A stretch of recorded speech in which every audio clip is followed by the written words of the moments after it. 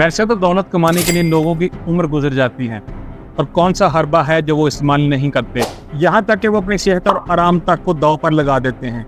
लेकिन क्या आप जानते हैं कि एक ऐसी लड़की भी थी तो जब सुबह उठी तो उसके इल्म में आया कोई भी बिजनेस किए बगैर उसके अकाउंट में $7,70,000 थे। क्या आपने कभी सोचा है कि इतनी बड़ी रकम किसी के अकाउंट में कैसे आ सकती है?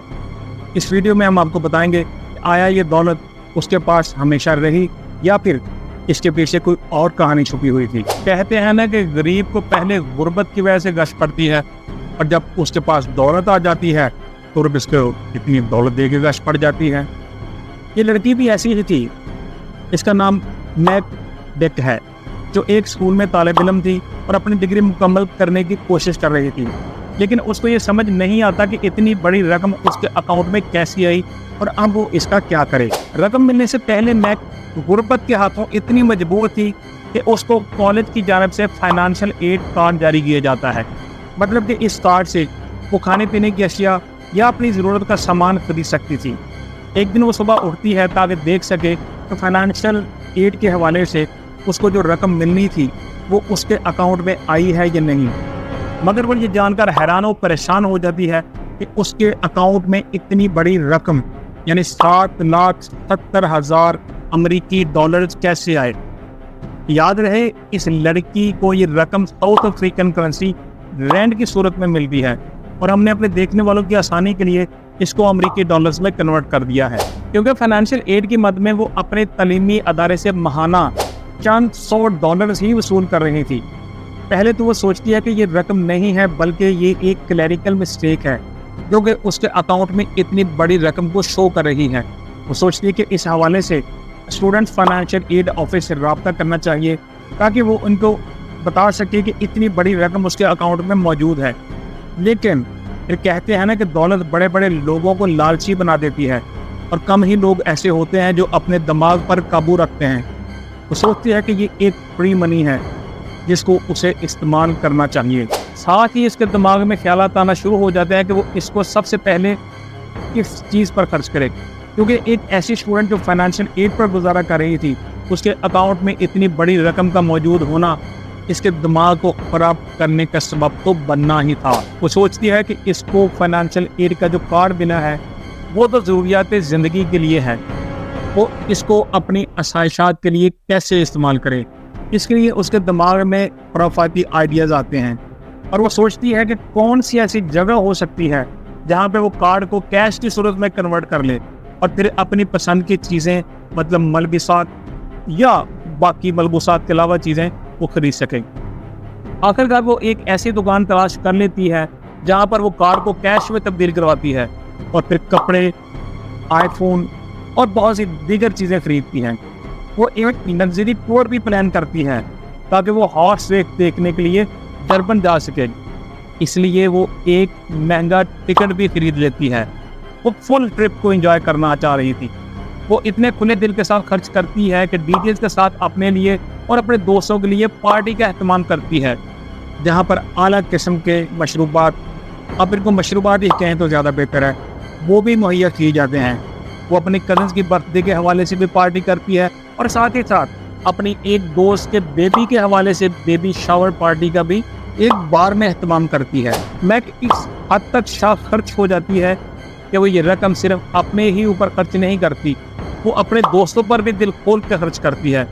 उनके लिए कपड़े खरीदती है, उनके लिए आईफोन्स खरीदती है और वो अपने कॉलेज में भी इस शहाना अंदाज में जाती है जैसे कोई बहुत बड़ी सेलिब्रिटी हो। गुर्बत की वजह से इसकी हमेशा ख्वाहिश रही थी कि जब भी उसको पैसा मिलेगा वो एक शहाना ज़िंदगी गुजारेगी, लेकिन वो गुर्बत के हाथों मजबूर थी और अपने ऊपर खर्च नहीं कर सकती थी।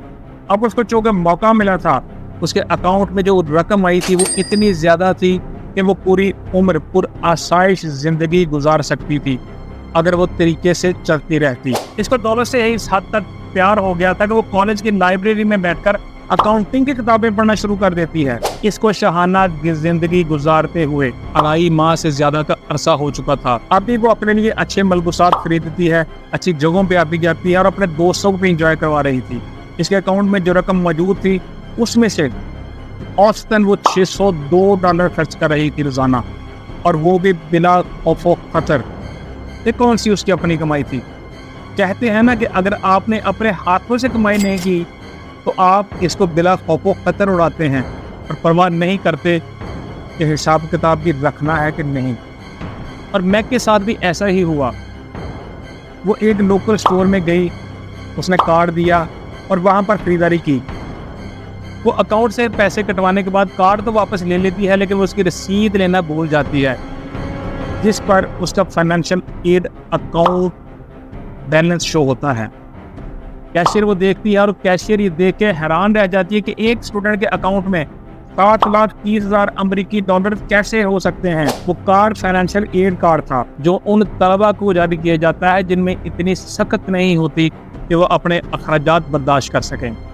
حیرانی اور پریشانی کے عالم میں کیشیئر میک کی رسید کی تصویر لیتی ہے اور اس کو سوشل میڈیا پر پوسٹ کر دیتی ہے۔ اب اس میں آپ سوشل میڈیا کی طاقت دیکھیے گا، جیسے ہی پوسٹ وائرل ہو جاتی ہے کیونکہ لوگ یہ دیکھ کے حیران ہو جاتے ہیں کہ ایک فائنینشیل ایڈ اکاؤنٹ میں اتنی بڑی رقم کیسے موجود ہو سکتی ہے۔ لوگوں کے دماغ چکراتے رہ جاتے ہیں۔ وہ پوسٹ میک کے کالج کے لوگ بھی دیکھتے ہیں اور حیران ہوتے ہیں کہ میک فائنینشیل ایڈ پر رہ رہی ہے، لیکن اس کا شاہانہ زندگی اس کے برعکس ہے اور اس کے اکاؤنٹ میں اتنی رقم کیسے آئی ہے۔ اس حوالے سے وہ بھی پریشان تھے کہ کیا اس نے کوئی ڈیل کی تھی یا کچھ اور۔ کالج کی ایک طالبہ اس پوسٹ کو یونیورسٹی انتظامیہ کو رپورٹ کر دیتی ہے اور یونیورسٹی انتظامیہ اس کی تحقیقات کے لیے فوری طور پہ پولیس کی مدد حاصل کرتی ہے۔